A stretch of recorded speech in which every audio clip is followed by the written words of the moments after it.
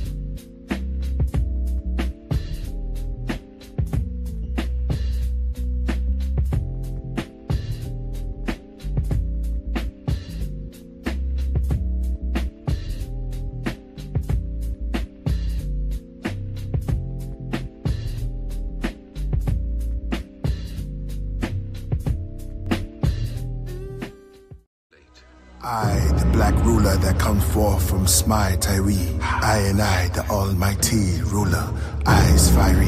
And darkness is not a color, for I was in darkness and I created light.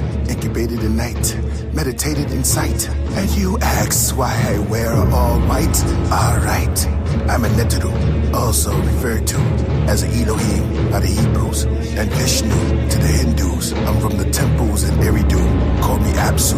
I'm Tiamat, the obelisk, shadows 3 o'clock. Walk with us to see Enoch. The mystery key unlocks, the coffin text he speaks we watch. People of Thebes, ask pity of the gods. Pharaoh is dead.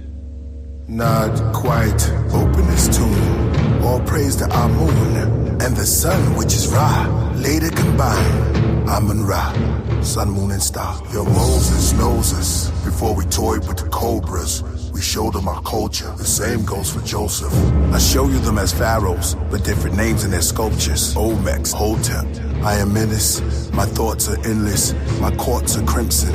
And I am Thoth, the one before Musa when the law was given.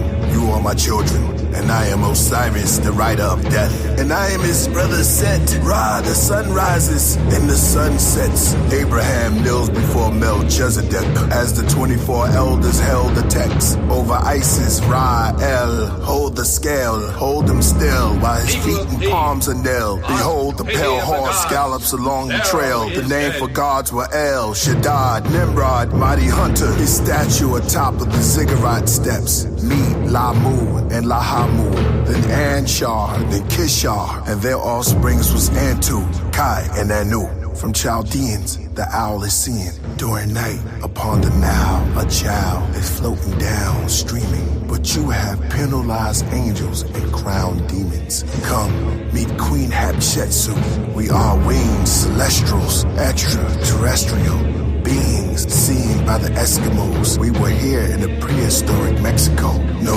we're not skeletal, and no, they were never an embryo.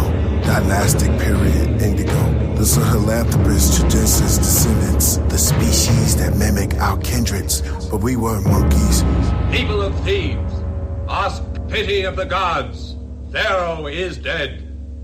Not quite, for we came from the darkest part of the night. For with them the shadows, the pharaohs, gave you the apple to bite. These are the knowledge of good and evil. We also have the fruits to the tree of life. This is my key. Put it in, turn it, unlock it, and you will no longer be mummies. Around the garden, the meditating monks breathe, slow and deep, and above the garden, the stars rearrange monthly. 12 zodiacs, please don't react, but it seems like Adam and Eve had company. Come with me, see the god they call Enki or Ea. His record was kept in the forms they wrote called Cunea. In that time they were doomsayers, soothed prayers, tomb raiders. It was called a departure. The moon was split, or it was hit with ships that left moon craters. Here's the meta nature. Nature is where you get nature. Let's read the Vedas. Please, I need debaters. Do you believe in vapor or what you see on paper? The alpha and the omega, or the algebra creators. We are ancient, and you call us pagans.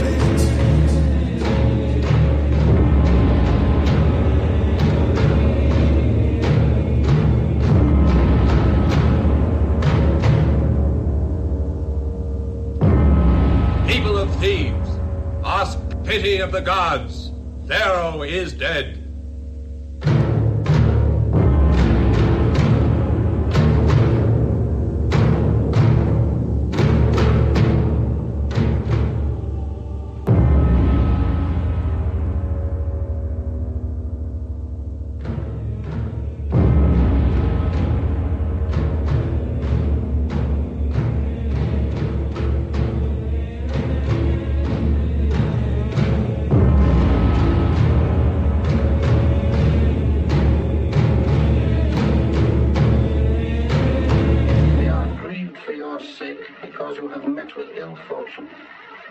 Do not regret that you were required to sell our tomb, for all existence is vanity. We desire no life in the hereafter.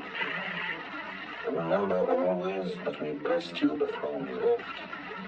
And for you who came to us from the river when we were already owned, were the greatest joy of our lives. May your heart be shielded from sorrow. Such is the desire of your Father. Behold, his feet and his arms was black in the temple of Karnak, and along their walls show images of wars during Nubian combat. Above that were shapes and symbols of creatures like they had alien contact. You are here in the house of death. Above it all, atop of the hall, the Sumerian star maps that kept the records of when the heavens made Abraham his contract. All compact, Sargon's plaque over Akkad, Belshazzar, kings, elder gods, in and outside of the realms of ours.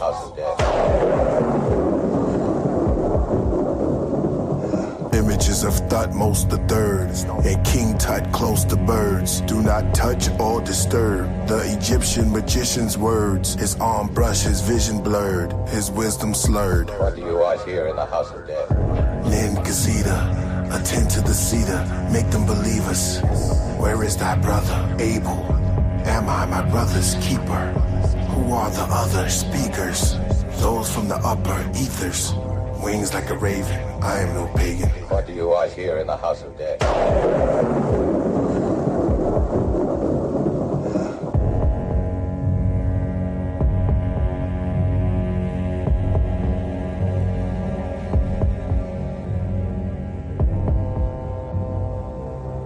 What do you want here in the house of death? I brought you the bodies of a man and a woman to be preserved by your... Do you really know? Or you talk what you know? Do you believe? Or do you know? Is your faith blind? Or is it as bright as the sun?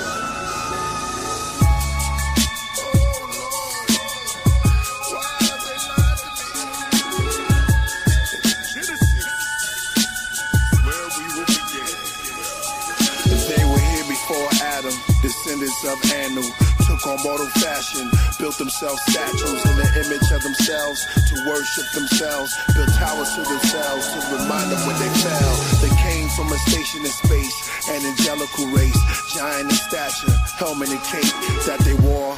Visited this planet to explore a long journey from their own cause their race had war. It's said they called their planet the Bureau and that they were fallen heroes. They saw gold, saw trees and life more liberal. Astronauts with afro and locks, jet beaming to a ziggurat. They crashed on rocks. 1.21 gigawatts. Some passed over crops. In the tablet legends, they said they opened the floodgates of heaven, describing their monstrous brethren, chopping up their grandparents into 7 pieces. Now they looking for a region. They travel eastern, found the garden called Eden. They saw a being, forced to bow before Baal or be exiled with the tribe of reptiles. Now call the wrong trials the X-Files. Life begins breathing hydrogen inside of high winds. Milky Way violins heard by the wise men, observed in Orion. The windows with no end, the black glass in the sea that extend. Within that sea exist carbohydrates. These gods were hybrids. They went back and forth till they mixed the star bread in the foods of thought with proteins. Protons and atoms produced the whole gene. From infinity to density to matter, to atom to cell, to organisms to metamorphosis, to waters of the living, to bodies back to carbon.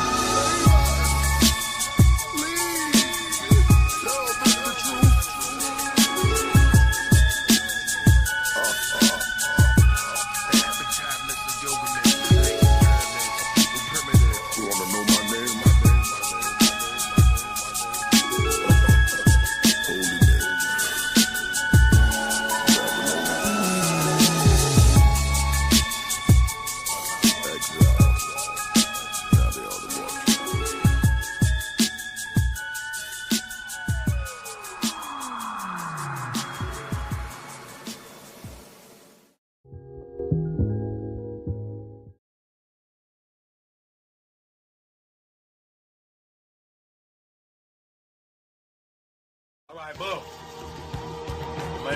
Am I live? I'm loud, goddammit. I'm black, baby. I'm black. Let me check my chat. Make sure everybody in the motherfucking hot. Looks like we on, baby. Yeah. Make sure everybody in the motherfucking. All right, we on.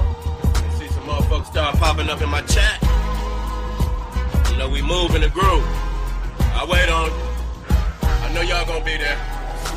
That's right. That's right. I'm gonna just sit back and chill. Tie my shit up. I let y'all come on in, y'all. Let y'all come on in. In the meantime, woo! Don't look too long. You know, I don't want y'all motherfuckers to become dizzy and fucking fall out there, bust your motherfucking head on something, nigga. Yeah, baby. We doing it big tonight, baby. I want all my family to come in. Y'all know how we do. Come on in, children. Come to the light.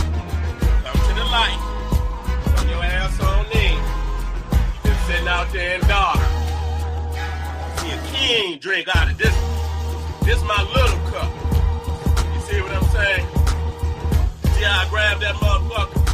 I grabbed that motherfucker like one of them little baby McDonald's cups. Where you at? Come on in. What we looking like? Uh-oh. Wait a minute, hold up. Wait a minute. Hey, you can't be a gorilla unless you beat on your chest. Okay? Okay? I don't motherfucking apologize for that. You can't be a motherfucking gorilla unless you beat on your chest. So tonight, I beats my motherfucking chest. All right, boom. Intelligentsia, gorilla family.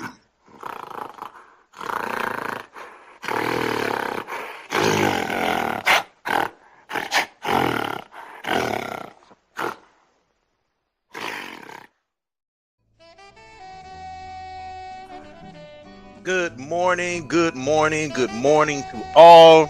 Good morning, good morning, good morning. Good morning, people. Welcome to your Sunday school class. We're going to get it in today because I decided to call this lesson Adam Coleman and Wes Huff, a tale of Coonery and Bufoonery. So what I'm going to do is I'm going to show you guys some things that they said. I'm going to show you the things this black man said at a black church. I'm teaching it to black people.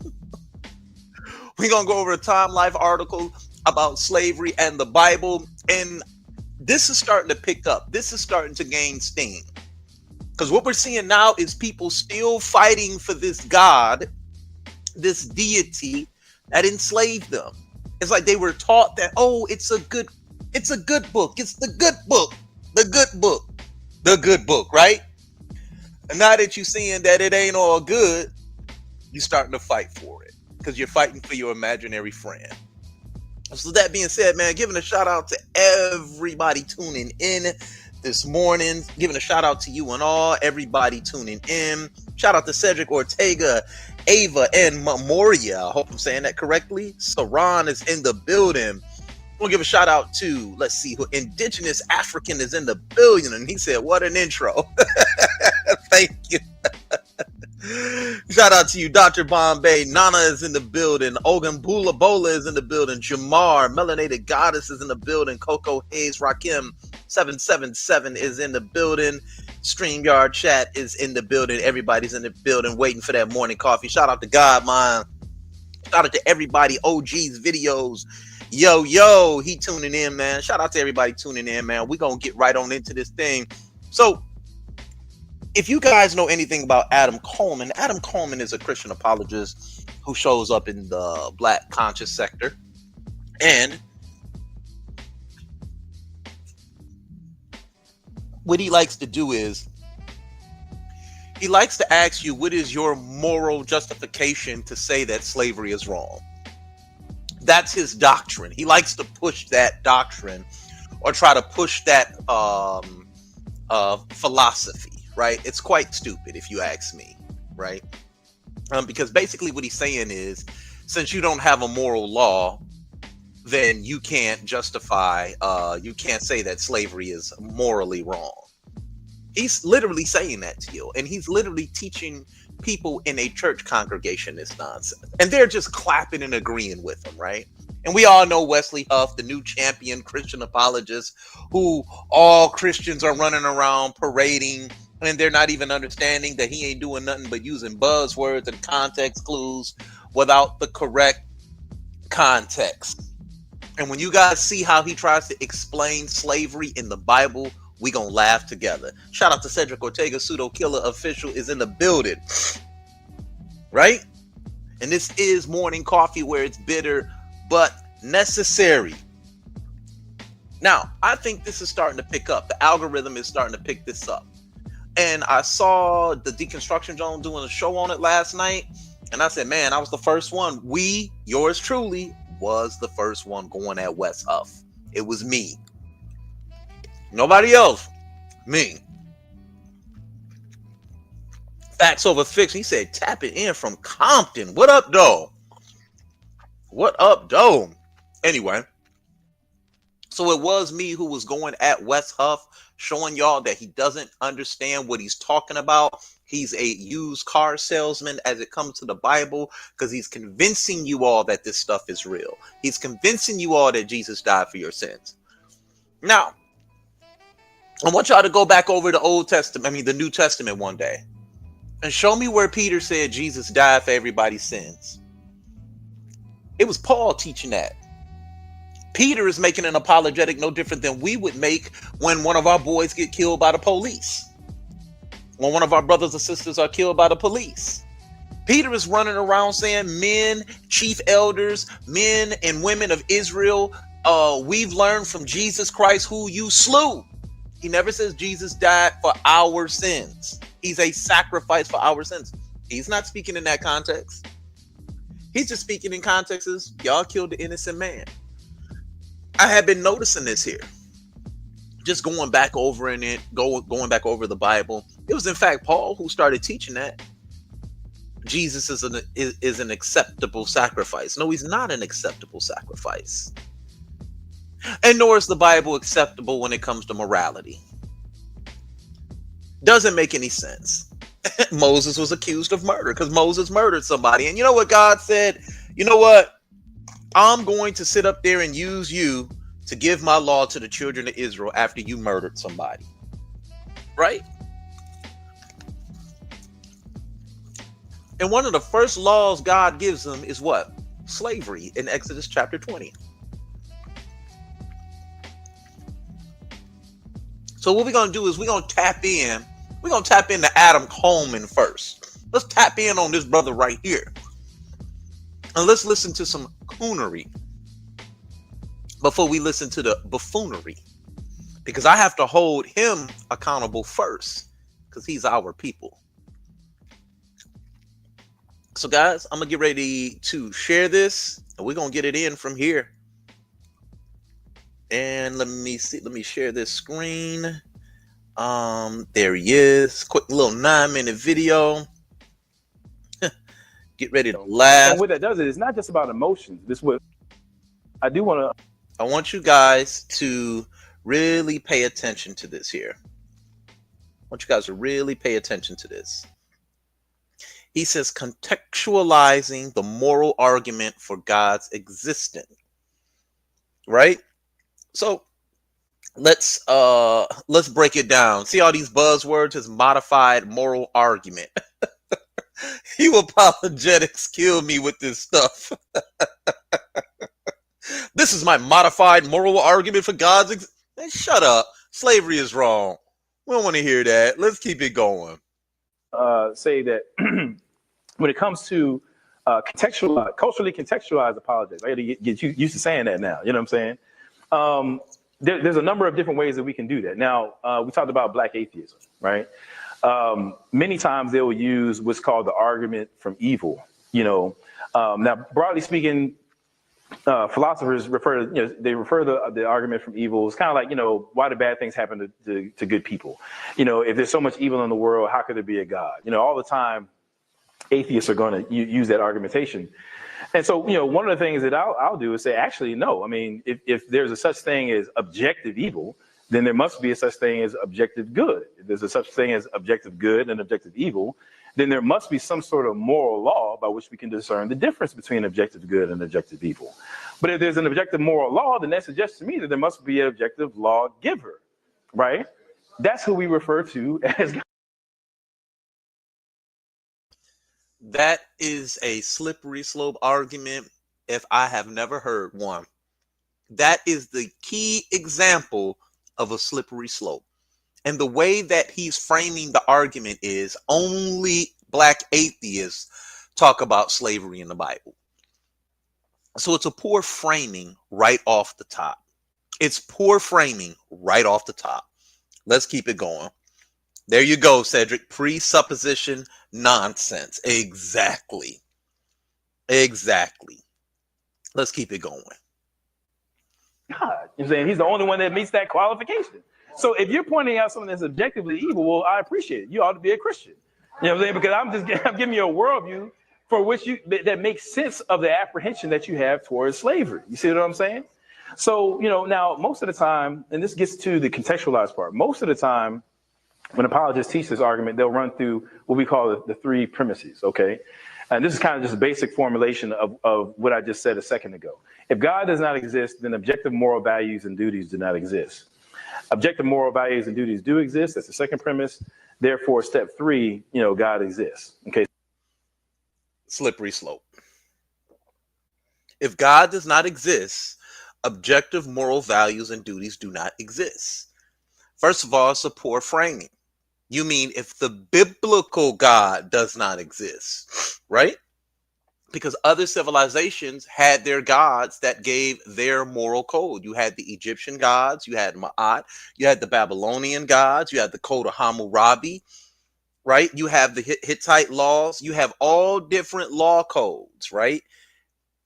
God, the God of the Bible, isn't the only one that gives laws. So right here, he's already confirming a multiplicity of gods with this way of logic here, right? Because you could take these three premises that he has right here, and you can apply this to any religion whatsoever. Excuse me. You can apply this to any religion. Any framing for a God. If God does not exist, objective moral values and duties do not exist. That's false. Right?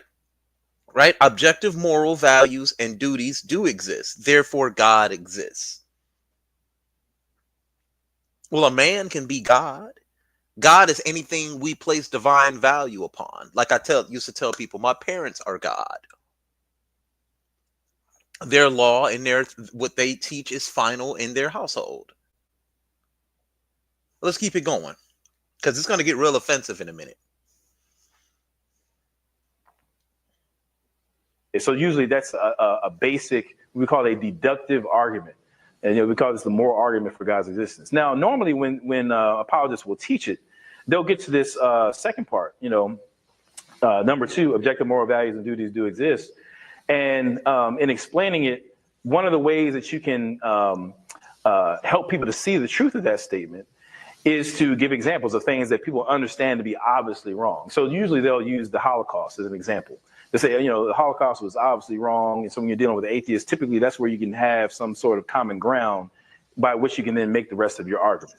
So normally when apologists talk about that, you'll talk about this argument, that's an example that they'll use, the Holocaust. However, in our context, what is something that is just taken as an absolute, wrong?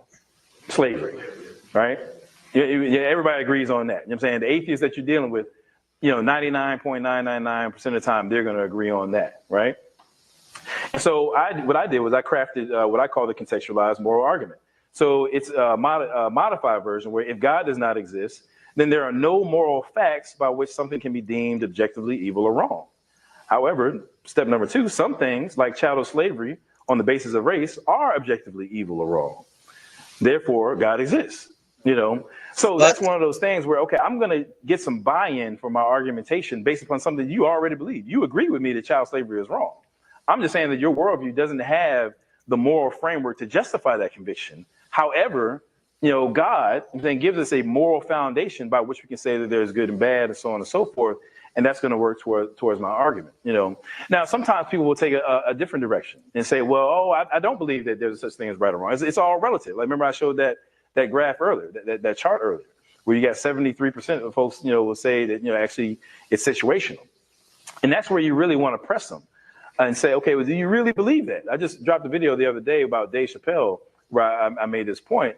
One of the things that I do is try to use a scenario to really bring to the surface their real moral convictions, right? So I'll just give a quick example. I was dealing with this, a lady online, and she had a real problem with, African Americans being enslaved, raped, colonized, which obviously I do too. I mean, it was jacked up. It was obviously wrong, But she kept bringing it up over and over again, particularly with the beatings and rapes of our ancestors, right? So I said, okay, cool. So I gave her this argument, and or at least actually I gave her the first version of it. And when I got to that second step, as I was explaining, I said, well, let's try this. Let's use what I call the time machine approach. Watch this. Time machine approach. If you and I could hop in a time machine and go back to the 1800s, right? That's this. And we could stroll up to a plantation where one of our Now, to go show you, already it's poor framing. He said go back to the 1800s. We're going to start slavery off at the 1800s, right? Cool. We just going to start it off in the 1800s, right? We can go back to the 1800s. We just going to start your argument there when we know slavery existed before that in this country, right? With Africans, right? Being brought over here. But if he wants to start at the 1800s, cool. He's gonna produce. Watch him frame this argument. Let's go back. I want y'all to see how he tries to frame this argument. This is extreme coonery being applied here. All right, and as you can see, it's a black congregation, right? Let's just watch. Cool. So I gave her this argument, and or at least actually I gave her the first version of it. And when I got to that second step, as I was explaining, I said, well, let's try this. Let's use what I call the time machine approach. Time machine approach. If you and I could hop in a time machine and Back to the Future scholarship, go back to the 1800s, right? And we could stroll up to a plantation where one of our female ancestors was just raped, just brutally beaten and everything, right? Now, you say that there's no real right or wrong. You say that it's just a fiction, right? My question to you is, could you go up to that ancestor, look them in the eye, and tell them that what just happened to them wasn't actually wrong? Could you do that? And the answer is no. That was the end of that conversation, you know. And what that does is it's not just about emotion. What?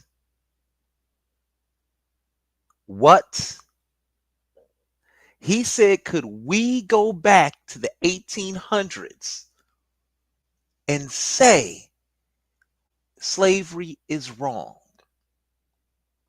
I want y'all to hear this again.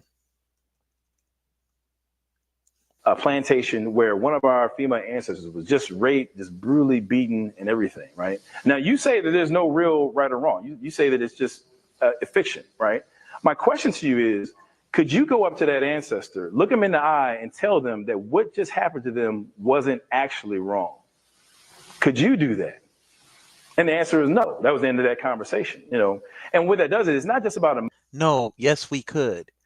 You don't think that Africans knew that they were being put in a position of turmoil and being exploited? You mean to tell me women that were being raped, right? Excuse me, the R word. I know I can't use that. That were being, I'll just say it, raped. That they were being raped, exploited, sexually assaulted.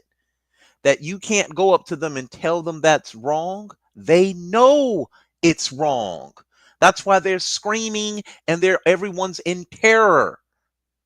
You can look at the conditions of the people and know it's wrong.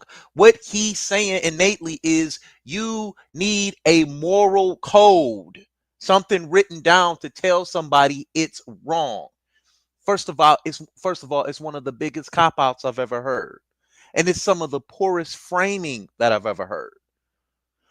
And he's teaching black Christians this. He's right there amongst a black congregation. And he's teaching them that you can't go back in time without a moral standard and tell them that it's wrong. This is his objective morality. As said is saying, all morality is subjective, but we know as human beings things that are wrong. The biblical laws, there were other laws developed before the biblical laws even existed because other civilizations already existed. Therefore, oral traditions about these laws existed before the Bible. And when Africans were being brought over here out of Central Africa and off the western coast of Africa, you mean to tell me they didn't have any morals? You mean to tell me because Christians are enslaving Africans, I can't tell Christians that it's wrong? That's essentially what he's saying. That you can't tell Christians that it's wrong because one, you're an atheist. Two, you have no moral code. Therefore, you can't justify what they're doing is wrong. That's a cop-out. That's coonery.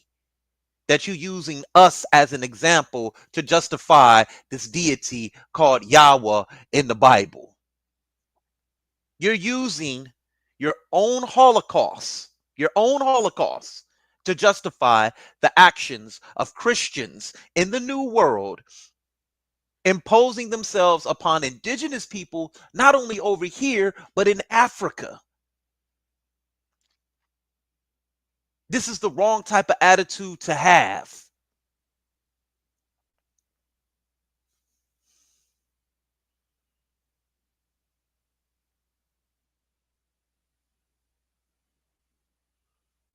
Let's keep it going. Emotions. This is what I'm gonna use a philosophical term now. It's about what we call moral intuitions. There are some things that we just know, just like we know when we see 2 + 2 = 4, we don't have to think about it. It's an immediate awareness that is true. And we have the same kinds of things when it comes to morality. There's some things that we know just immediately that they're just dead wrong. And any moral system has to give an account of where those moral intuitions that we all have come from. Okay. Now, on the atheistic account, they can't. He copping out. He copping a plea for slavery in the Bible. He's saying, since you ain't got no Bible or no law, you can't say it's wrong, right? But then he tries to use moral intuition to argue against your argument. In other words, if we say, hey, man, we can see that something is wrong. We can see that that person is being put in pain. So what they're saying is you have something called moral intuition, which is a strong, immediate, and stable belief about what is right and wrong. It's a judgment that doesn't come from conscious reasoning, right? But he's saying that doesn't matter. Christianity is objectively moral, and you don't have a moral standard to justify to go against slavery. That's what he's saying. It sounds good, but once you take it off the table, and you begin to show people what he's saying, you begin to say it's nothing. He's saying a bunch of nothing. It just sounds good.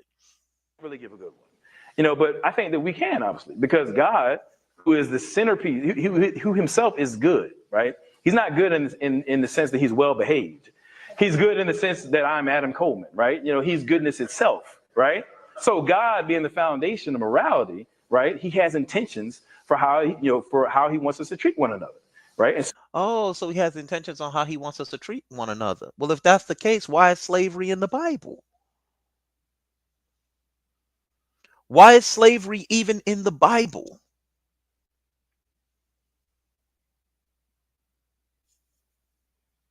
If God has a plan on how he wants us to treat people, why is it even in the Bible? Leviticus 25, Deuteronomy 24,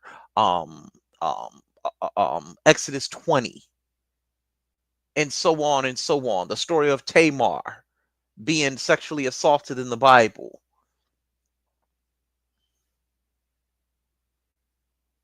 God condoning it, allowing it.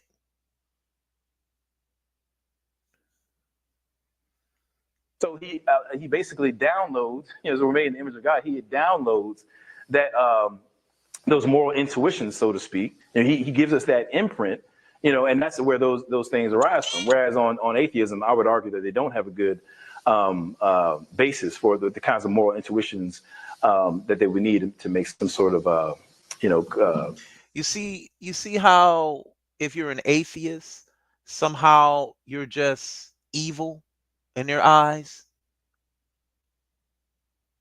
They're saying, "Oh, I argue against atheists all the time. You don't have a good enough any moral background to sit up there and say that this is wrong."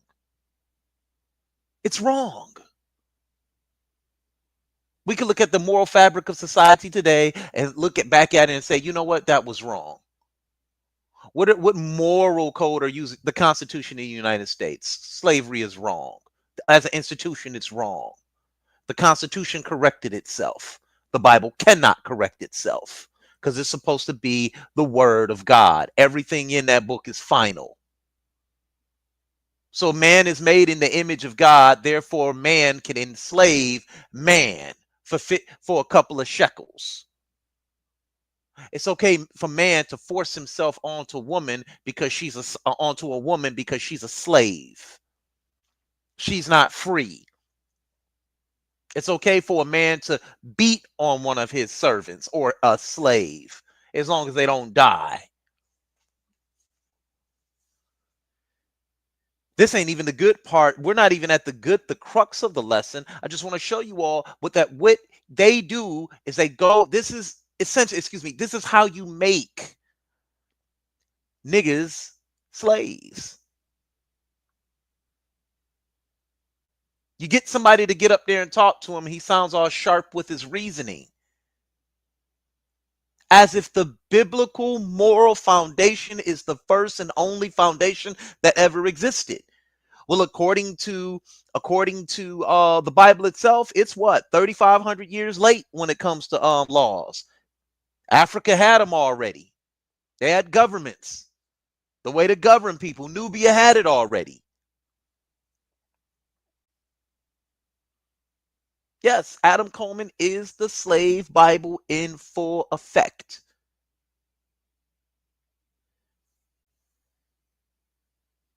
Minty Hotel said, what in the world?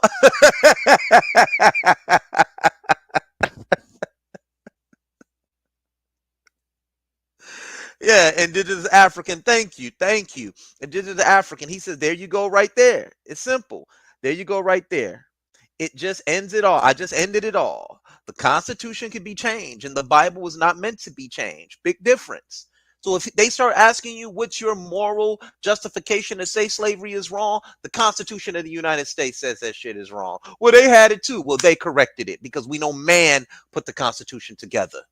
Same colonizers that put together your Bible is the same colonizers that put together the Constitution. Ain't really no difference right there to begin with. But at least man corrected himself. The Bible will not correct itself because you all think it's the word of God. And there's another contradiction in your logic. Your logic is flawed. If God made man in his image, did God make man to be enslaved? Because God himself cannot be enslaved. The Matrix is crazy. That's right. Minty, she know what's up. She know exactly what's up.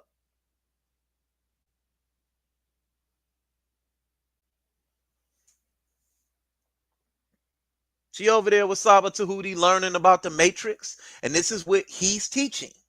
Let's keep it going. I'm going to back this up just a little bit. Right?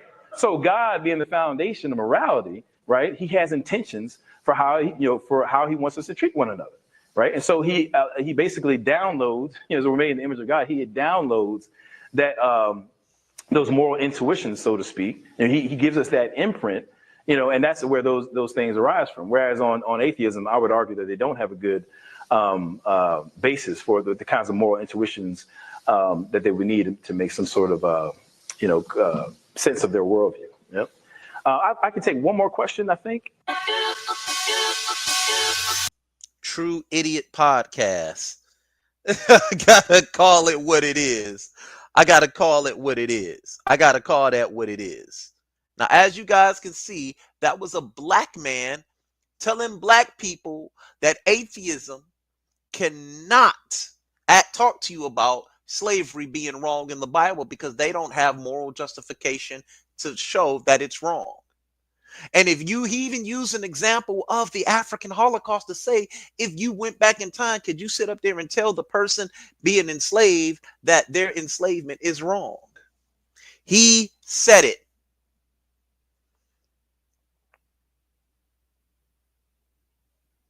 Let's listen to this other video, right? I want to show y'all this other video of this gentleman right here. I want to show y'all one more of him so you guys can get a little bit more of how he's brainwashed, right? Hold on. Let me get this up.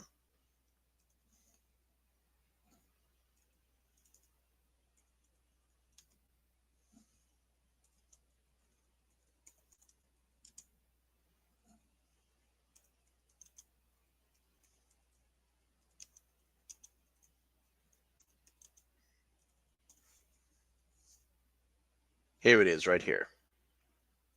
Now he's going to answer a question. He's going to answer a question. And he's going to answer a question: is slavery a good reason to reject God? I think everybody in my audience will say, hell yeah, too. That ain't no God. Right? Really, the question should be, is slavery a good reason to reject the divinity of this text? You know what I'm saying? But we know divinity is subjective of the people who place divinity or something divine upon it, right? So let's play this right quick. Let's play this right quick.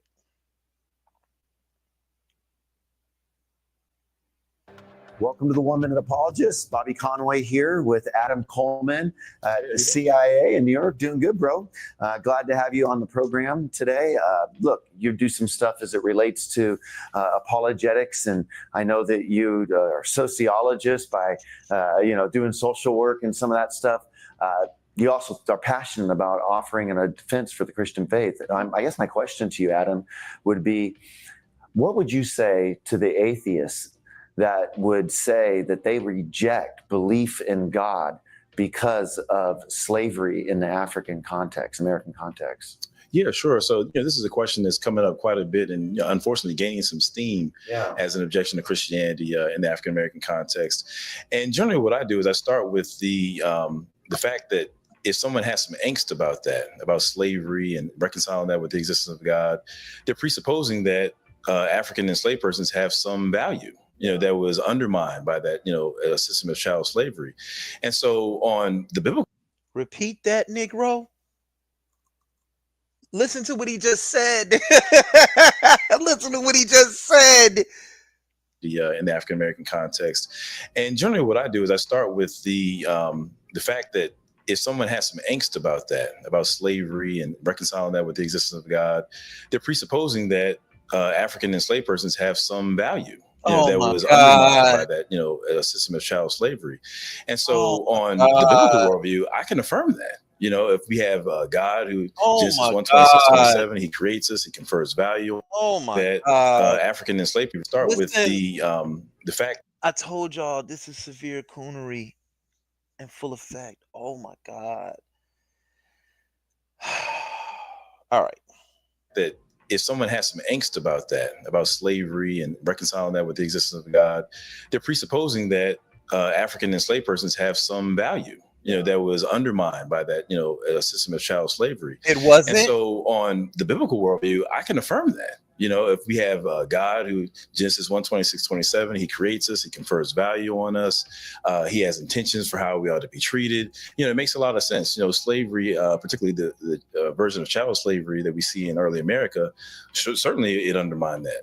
However, if everything came from nothing, and the universe springs into existence from nothing, for nothing, by nothing, then nothingness has no intentions. It can't. Here come the pivot. See, he's trying to pivot out of the slavery question. He want to talk about the origin of man now. He trying to pivot out of it. It then got too hot for his ass.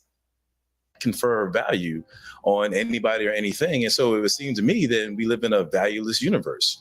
And so sometimes I put in a syllogism like this, that if God doesn't exist, then objective intrinsic human value doesn't exist. But humans do have objective intrinsic value, which leads to our conclusion, therefore God exists. Oh my God, slippery, sloping. And so I throw that out there, and I've had some success, with folks in conversations of really pushing that point that on biblical theism, we have good grounds to affirm the value of African enslaved persons who endured chattel slavery. However, if the atheist, believes that there really is something wrong about slavery, then they should join me in being a theist.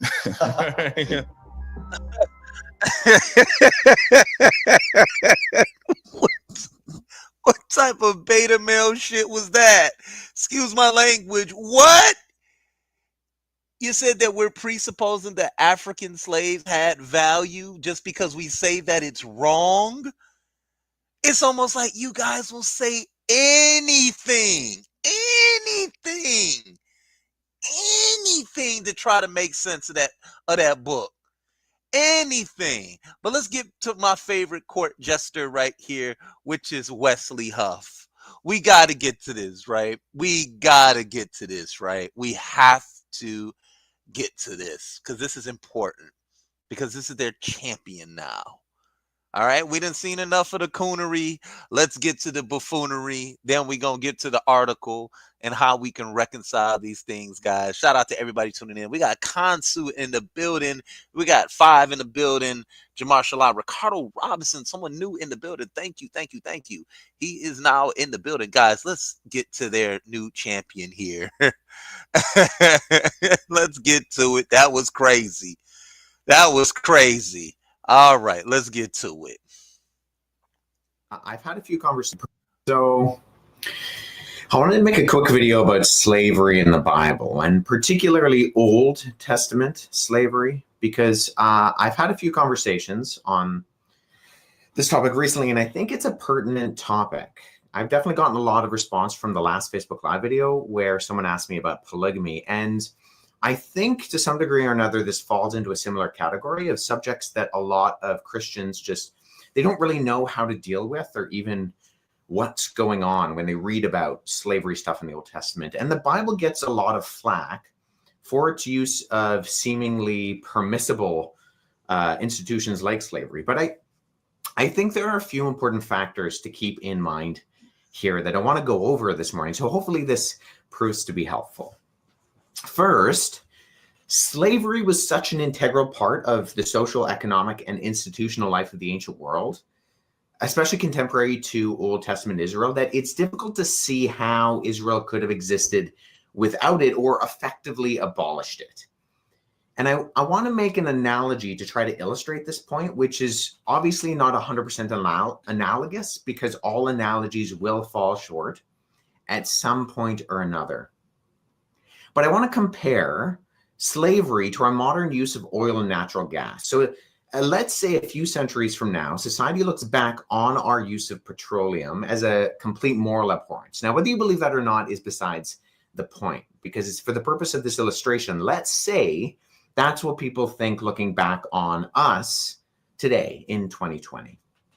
Well, would it be fair of them to simply say that in 2020, why couldn't you just have banned the use of petroleum outright? It's obviously an abuse and an overuse of a valuable commodity, a natural commodity, that pulling out of the ground and then using it in the way that we do clearly causes environmental harm. Is it fair of future generations to look at us today and outright say, why couldn't those people in the 21st century just have banned it and stopped using it like overnight? Well, that would effectively be impossible, wouldn't it? Because it's not only vehicles that run on gas, but petroleum makes a whole range of other things. I mean, I'm talking like nylon rope, plastic, rubber, along with like the obvious use of motor oil and diesel fuel. But if you just Google things made out of petroleum, which I did before this, you get a whole crazy list of all sorts of things that you'd never expect to be made out of that. So if we grant, for the sake of this analogy, that there is a moral component to our use and abuse of oil, is it more feasible to put regulations in to reduce the amount of oil and steadily wean ourselves off of its dependence on it for like all of these things? Or should one day we just wake up and the government closes all the drilling companies? And as y'all can see, he's trying to rationalize slavery in the Bible using all these false equivalencies. He's trying to give you guys scenarios to say, hey, look, what if this happens? What if this happens? What if that happens? He doesn't know how to reconcile this stuff. Refineries and the producers, etc. What's more reasonable? Now, I think there's a bit of a parallel to some degree with what we see when we talk about slavery in the ancient Near East. Now, first, though, it's super important to make some distinctions here, because often when we hear the word slavery, our minds jump to the most recent iteration of it, being the like European, North American transatlantic slave trade. But that is not what is going on in the Bible. And in fact, although there is a distinction made between Hebrew slaves and non-Hebrew slaves, Israelite regulations nonetheless dictate that slaves could go free every 7th year. So we see that in Exodus 21:2, and actually commanded the death penalty for kidnapping and indentured servitude in Exodus 21:16. So whatever is going on, it isn't analogous. It isn't an analogous comparison to modern antebellum slavery kind of stuff. God. In fact, the term that's translated as slave in the Old Testament is a tricky one. If for no other reason, then the Hebrew word used, which is spelled ayin beit dalet, pronounced ebed, is used in a diverse number of ways throughout the Old Testament. So the word occurs 800 times between Genesis and Malachi, and there is an ongoing debate as to whether to render this as slave, say like the NIV or RSV does, or something more similar to servant or bondservant, where you find that word being used in like the KJV and the ESV and the NASB. And the reason for this is not that some translations are trying to like water down or like try to you know what I mean? So no, we don't. Let's go back. He busted. And the reason for this is not that some translations are trying to like water down. That's just classic. Or like try to you know what I mean? No. So I mean, the term is used for kings like David and prophets like Moses to describe their relationship with God. It's also used for David in the context of him being a vassal and mercenary to the Philistines in 1 Samuel 28. And another strange example is Hagar. That was funny. The term is used for kings like David. The reason for this is not that some translations are trying to like water down. Give us a reason. Or like try to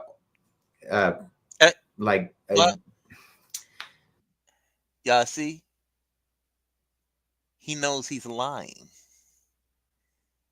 You can't get past this visual effect here.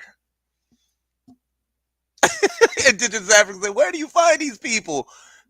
In the community. He's right there.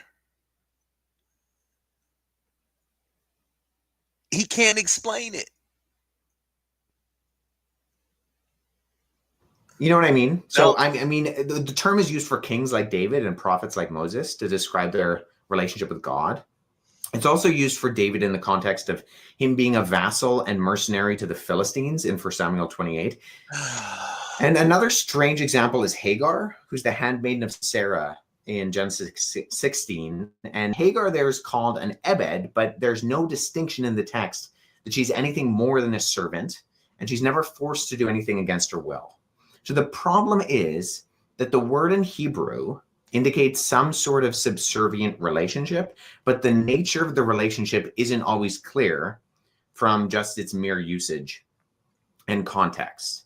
And that's a very important thing to try to figure out in what exactly is the text saying. Now, secondly, it's commonly acknowledged by ancient Near Eastern scholars that what we see in the Mosaic Law, along with other ancient Near Eastern sources like it, such as like the Hammurabi Code, is that these cannot and should not be read as modern law codes. So scholars like the late Dilbert Hillers from Johns Hopkins or John Walton from Wheaton, Bruce Wells at Texas U is another one, point out that what we read in the Mosaic Law are far more didactic and exhortational than anything we would hold as a modern law code expressing the moral importance of something, more than being prescriptive directly. So even someone like Christian Hales at Yale, who is far from being a Christian, she comments that there is no evidence that these types of regulations were used in a law court manner. Walton refers to them as treatises on judicial wisdom. And to miss this is, I think, to divorce them from their sociological and ancient having a hard time. Yeah. Context. You are. So third, I think much like I talked about polygamy last time, within certain contexts, give it up, bro. It's very clearly a court manner. Give it up. Walton refers to them as treatises on judicial wisdom. And to miss this is, I think, to divorce them from their sociological and ancient having a hard time. You are. Their context. So third, We I winning, think y'all. much We like I up talked on this about one. polygamy last time, We up. within certain contexts, it's very clearly that some things are not prescribed, but allowed. So, I mean, Jesus himself says that Moses permitted divorce because of the hardness of one's heart, but it was not that way from the beginning. So, in other words, everything in the law is not an approval as much as an allowance. That's a Let lie. me say that again. Everything in the law is not an approval as much as it is an allowance. Now, that might be a hard distinction to completely wrap our heads around, but I think it's an important one, and one that scholars of the ancient Near East and biblical ethics have highlighted. And once again, like things like polygamy or divorce, slavery in the narrative of Scripture is a clear example of the brokenness of said circumstances and individuals. So that's important to keep in mind. That's a lie. He just lied to you all. He said slavery in the Old Testament is a condition of the brokenness of individuals. No, God gives them this commandment in Leviticus 25. And it tells you, I always read this to people. God gave them this commandment in Leviticus, the 25th chapter. And he clearly says, this is what he says. He says, if a countryman among you becomes destitute and sells himself to you, you must not force him into slave labor. Let him stay with you as a hired worker or temporary resident. He is to work for you until the year of Jubilee. Then he and his children are to be released, and he may return to the clan and to the property of his fathers. Because the Israelites are my servants. That's who's talking there. There's your context. God is talking here. This ain't about the brokenness of individuals. This shows you that man wrote it, which probably was a broken individual. You know what? Let's agree with him there, right? We know God wrote it. He says, the Israelites whom I brought out of the land of Egypt, they are not to be sold as slaves. That's the word there. You are not to rule over them harshly, but you shall fear your God. Your men servants and maid servants shall come from the nations around you, from whom you may purchase them.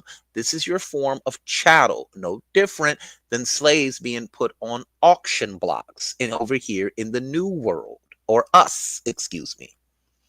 You may also purchase them from the foreigners residing among you. There's your triangular slave trade, the transatlantic slave trade. You had the Dutch, you had the British, and you had the Spanish, all selling slaves. All right.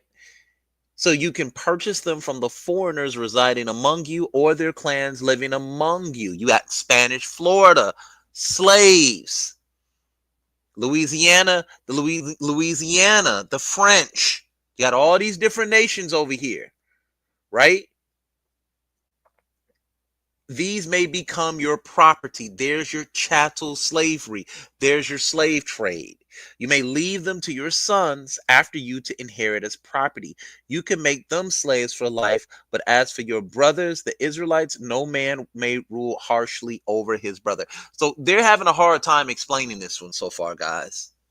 They're having a hard time trying to explain this. I want to put this to sleep here because they play around and they use the Strong's definition. You're not supposed to be using Strong's. Strong's is going to give it to you in a Christian context. You want to use the Brown Drivers Briggs lexicon to understand how the word slave is being used. That's why you see the Aramaic right next to it. You see the Aramaic usage of the word, not the Latin English version of the word. You don't see that. That is a Strong's lexicon. Use the Brown Driver Briggs lexicon because it is a Hebrew/Aramaic lexicon. We can learn something today if you guys just pay attention here, right?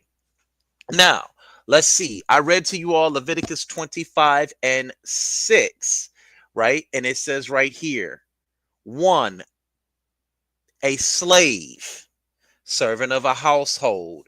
It's used right there in Leviticus, the 25th chapter. We see it being used, right? Let's go down. We can see other using. Let's see. Here it is right here. A Genesis Hebrew Chaldean lexicon, a servant, who amongst the Hebrews was commonly a slave. It's right there. And the fact that God, we have these Christian apologetics saying that God created them equal.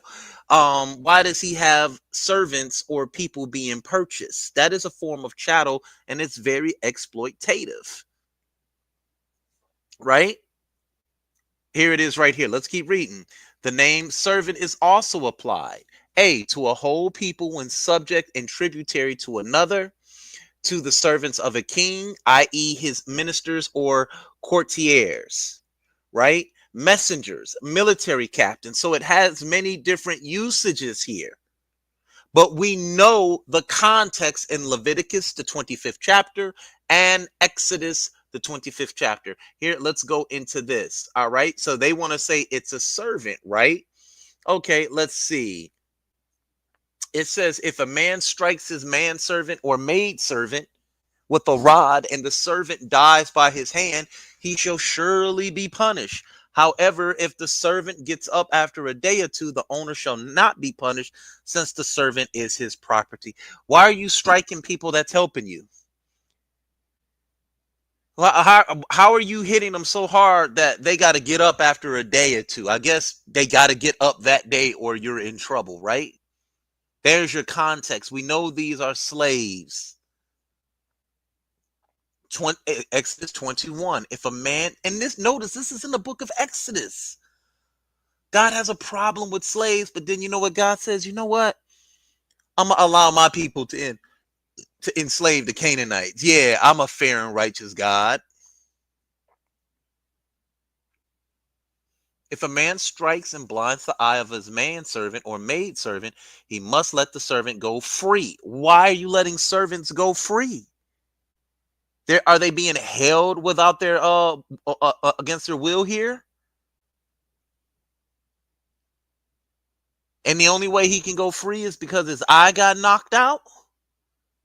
And if he knocks out a tooth of his manservant or maidservant, he must let the servant go free as compensation for the tooth. So the only way you can go free is a busted eye or a broken tooth. GTFOH. Get up out of here. Your Bible doing too much. Let's finish listening to this buffoon right here, because it has to be heard. There's more.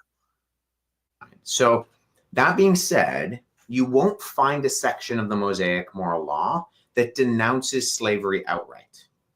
But what you do find are moral principles operating within the civil law, which when put alongside other Old Testament passages on the subject, questions, and I would even go as far as saying undermines the whole institution. And I'll comment that specifically on that a little bit later. Now, let me be clear also that slavery in relatively small societies like Israel was quantitatively vastly different from slavery in the large imperial civilizations around them. And now that goes for both the contemporary ancient Near Eastern empires, but especially the later Greek and Roman empires. And we know from archaeology and ancient written texts that slave markets throughout the ancient Near East were full of captives of war and displaced peoples, and slaves were put to degrading and often dehumanizing labor.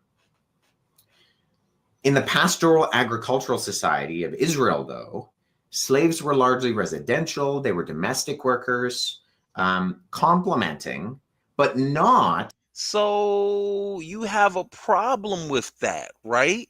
You have a problem with slaves being put in degrading positions, right? Let's read right here in your law. Leviticus 19 and 20. And whoever lies carnally with a woman that is a female slave, betrothed to an husband, and not at all redeemed, nor freedom given her, she shall not be scourged. They shall not be put to death because she was not free. Explain. You Christian apologists are light work. Let me put the chat, what's it called in the chat? I got an Israelite in here saying heathens can be enslaved. I would like, I want him to give me some clarity on that. Let me bring you on here in here for a minute. Bring you on in, and if there's anybody that wants to have the conversation today, come on down. A substitute for the labor of free members of the household. So, in other words, slave labor was not a means by which free Israelites were released from physical labor, as was the case that we read about and see in classical Greece, for example. Provided these slaves were treated humanely, which the Mosaic law requires, and I'll explain more about that hopefully. But such slaves could be said really to be little different experientially from many of the kinds of paid employment in a cash economy. And the evidence shows, I would say, that slaves in Israel had more legal rights and protections than in any contemporary society. So we know that slaves enjoyed more explicitly. That's a lie. Slaves in the Bible were put in a degrading position, just as slaves were put in a degrading position in America. Now you're trying to slave-splain, as I like to say, or Psycho would say, slave-splaining. Oh, the biblical slavery is fine. That type of exploitation is fine. I don't necessarily agree with the way they exploited you, though. But some enslavers did exploit you all in the way that the Bible says. So are you saying if there was a slave master that treated us like the Bible said, it would be okay? I'm confused listening to you. This dude is in the Matrix. See, Melanated Goddess, she gets it. She says they're owning other people and exploiting them for labor. That's it. Technically, that's it. Nothing else needs to be said. Let's keep it moving. Legal and economic security than the technically free but landless hired laborers and craftsmen, for example. What? And there are some key factors to keep in view on that particular point. So first, if you're tracking along with me so far, is ancient Israel's own theological and legal attitude to slavery as was part of their own history. So as you read through the rest of the Old Testament, it's pretty clear that the Israelites never forgot their captivity in Egypt. And that whole saga within their own kind of like origin story thing is pretty frequent and common as a theme to their whole identity as a people group. I mean, even that even plays into the covenantal code of Exodus chapters 21 to 23. And in both Exodus and Deuteronomy, you see this refrain to not oppress the alien because you yourselves know how it feels to be aliens because you were aliens in Egypt. You see that throughout the history of Israel. And the fact is, that fact is not just ignored when they go on to make laws about civil and economic stuff. So that is a pretty important fact to keep into perspective. That fact is not just refrain to not oppress the alien because you yourselves know how it feels to be aliens because you were aliens. Deuteronomy's text. You see that throughout the history of Israel. And the fact written is, a lot later. That fact is not just ignored when they go on to make laws about civil and economic stuff. So that is a pretty important fact to keep into perspective. The Israelites themselves were slaves, and it is inherent to their identity as a nation that the whole narrative of that in Egypt took place. What? Press 1 if anybody in here understands what he's saying. And this actually plays into an interesting law that we find in Deuteronomy chapter 23, which says that runaway slaves could actually seek asylum in Israel. In fact, the text explicitly says that a runaway slave, so far from being punished or sent back, was to be given freedom of residence in a village of their choice. So every other law code that you read during this time not only mandated the punishment of a runaway slave among your midst, but also included severe penalties on anyone who harbored those types of individuals. And Israel's law, on the other hand, not only allowed the freedom of the slave, but commanded his or her protection. So I just want to actually read you a section that touches on this in a paper by D.G.A. Kleins called Social Responsibility in the Old Testament. He says, "It is not extraordinary, not to say amusing, that the only society in the ancient Near East that had a law protecting runaway slaves was the society that traced its origin to a group of runaway slaves from Egypt. The point is that Israel had experienced God as the one who is sympathetic to runaway slaves. So this law is not just an ethical or legal principle in defense of human rights, but a reflex on Israel's own religious experience, a fundamental characteristic of biblical ethics." It's a good quote.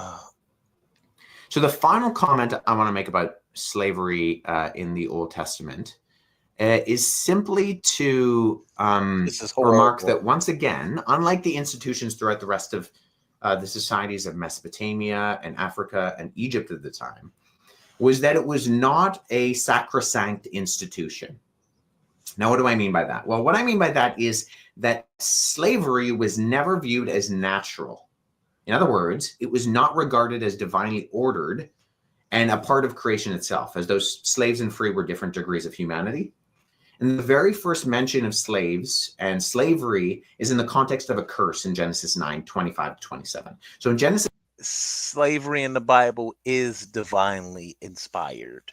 Your God gave the law to own slaves. 9, the future slave status of Canaan is attributed to the curse of Noah. And slavery is seen throughout Scripture as an unnatural, fallen, and accursed state, and in no way an essential and unchangeable part of the nature of things. But the highest point of the Old Testament's ethical critique of slavery is found actually on the lips of Job. So speaking of his own slaves, Job says, "Did not he who made me in the womb make them?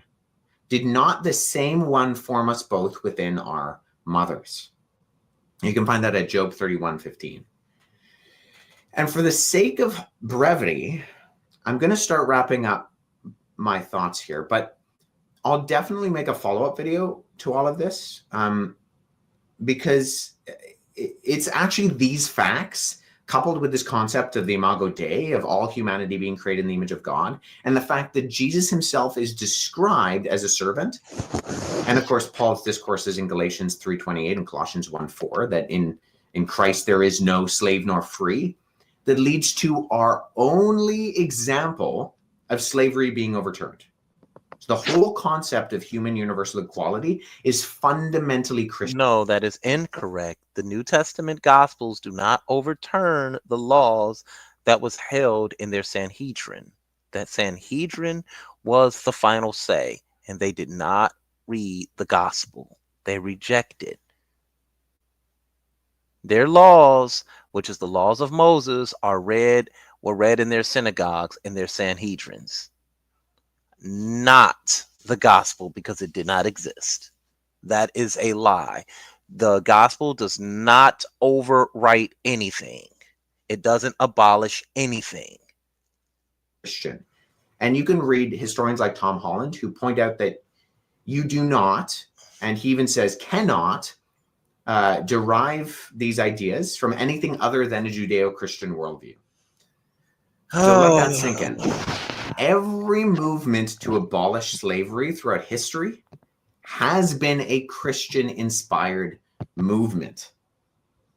All of them. Now, whether we're talking about Basil of Caesarea and the Cappadocian Fathers in the 4th century, or William Wilberforce in the 18th century, every example that we can point to was started by individuals consistently looking at Scripture as a whole and in its context and coming to the conclusion that slavery is neither natural nor moral, and moving to do something about it.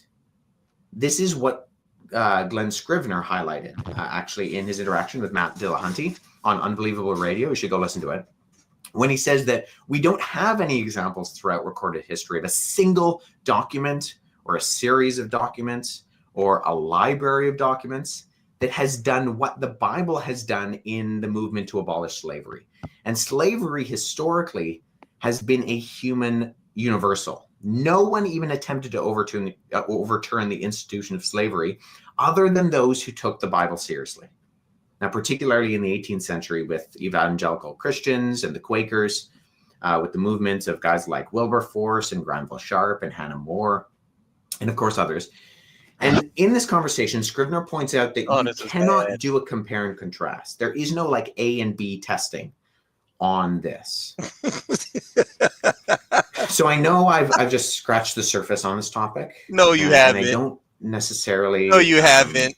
No, I didn't necessarily get into the exegesis of too many particular texts. It was more of a flyover helicopter view than like taking an Uber through the city streets. But I think it's necessary to cover a topic that a lot of Christians and non-Christians are often confused about. And so I hope some of those points are helpful to reframe what's going on. So other than that, stay safe.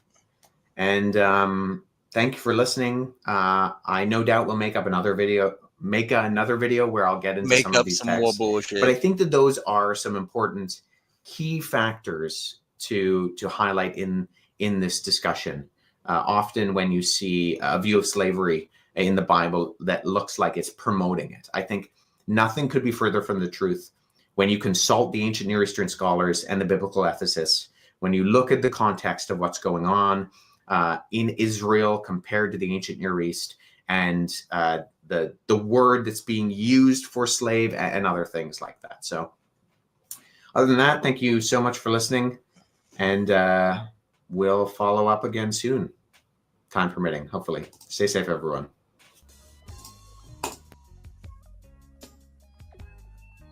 Slavery. It's one of the darkest chapters in human history. Looking back, that was some of the worst buffoonery I've ever heard. Especially the fact that this is supposed to be a professional apologist who is trying to explain away slavery in the Bible, and we see that it exists. He couldn't even explain it away. That was Gish Galloping 101. He could not explain, he could not rationalize it because it's there. Now, you do have texts such as the one found in Deuteronomy about a slave escaping from his master. Well, you're admitting slavery exists in the Bible if he's escaping from his master. Right? You're admitting that it exists. I've showed you guys there are laws in the Bible that show you how you can treat a slave, how you can beat a slave. Right? I've showed you guys that. And they're going to do everything they can to stay away from it. Leviticus 19 and 20. Whoever lies carnally with a woman, in other words, has sex with a woman, that is a female slave. Slavery exists in the Bible.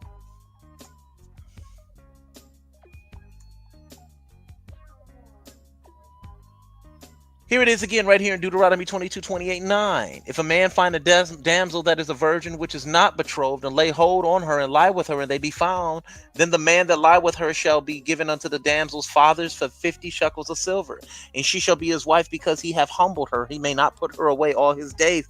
There's your sexual assault. Constantly, the Bible is layered with this stuff.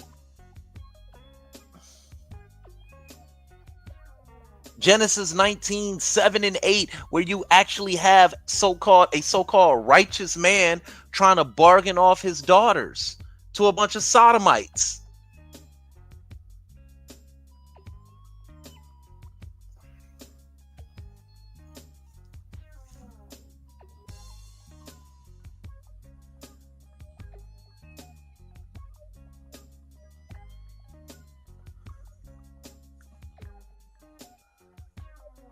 Eric said, yeah, I just listened to a bunch of jump around BS. Yes, you did. Let me get the link in the chat. My boy is texting me saying he want to come in. Come on in. The link is in the chats.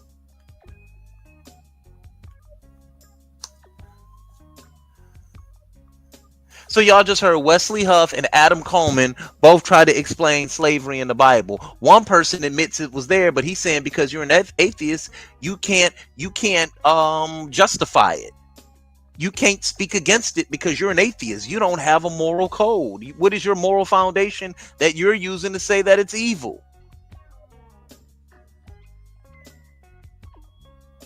Yeah, I'm gonna deal with that Guerrilla Hebrew nonsense I heard on there. Talking about he Haitian.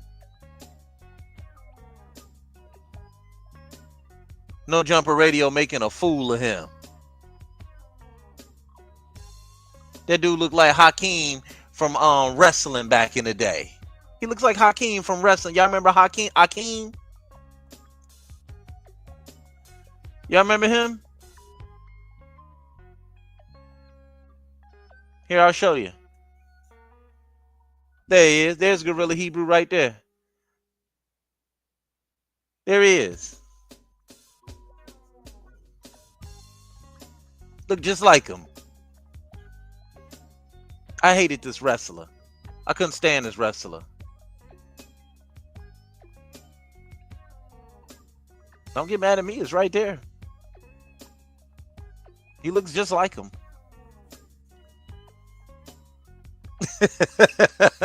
Well, I'm not here to slander him or anything like that. I'm just saying there's Guerrilla Hebrew right there. Gnostic Buddha Think King is in the building. What's going on? Just saying what's up. No, just saying what's up to you, man. Peace to you, man.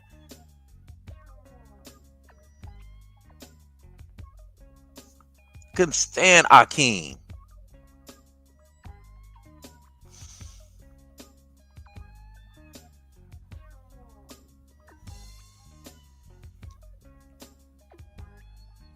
Link in the channel, man. Just hit the link, bro. Courtney is in the building. What's good with you, Courtney? Guys, I didn't want to sit on here all night, all morning, but I want to show y'all that it is right there. Guys, I'm getting ready to sign up out of here. I want to thank everybody for stopping by, especially our brother, Guerrilla Hebrew. Right here, Guerrilla Hebrew is in the building. Shout out to him, Phil Miner, Eric Graham, Authentically Erica, Melanated Goddess was in the building, Godmind was in the building, Ramon Beer, Indigenous African, everybody that showed up, man. Guys, I got to get ready to go get a haircut right now. Minty Hotep, thank you for stopping by, sis. Thank you for stopping by. The Prophet Department, how you doing, man? Eric Graham, as always, man. Guys, thank you all for stopping by. Gotta go get done. Hey, man, you better hit that link before time run out. Going once, going twice. We gone. Shout out to all y'all for tuning in, man. Thank you for stopping by, man. Got to go.